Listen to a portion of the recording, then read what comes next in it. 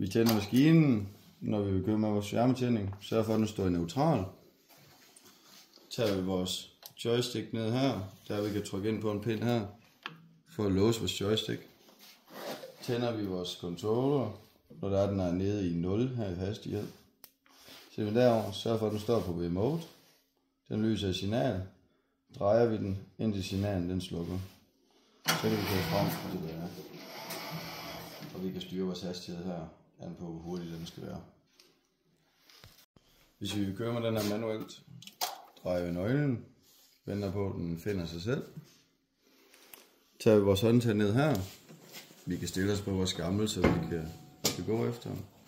Og så kan vi sætte den fremad. Så kører vi, og vi har vores forskellige her, hvor vi drejer til side.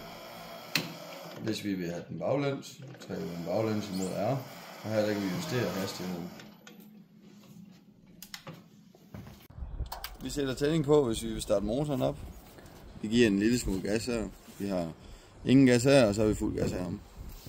Så går vi herom, hvor det er, vi har vores joker. Den trækker vi. Sørger for, at motoren her står på ånden. Og så går vi herom, og så trækker vi den. Så starter motoren. Så tager vi jokeren af. Så kan man give den gas her. Hvis vi vil køre med selve flipperen derude, så trækker vi den her ned. Låser den, eller holder den nede.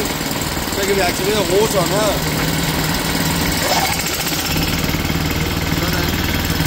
Hvis vi vil stoppe rotoren, så trykker vi ned på håndtaget her.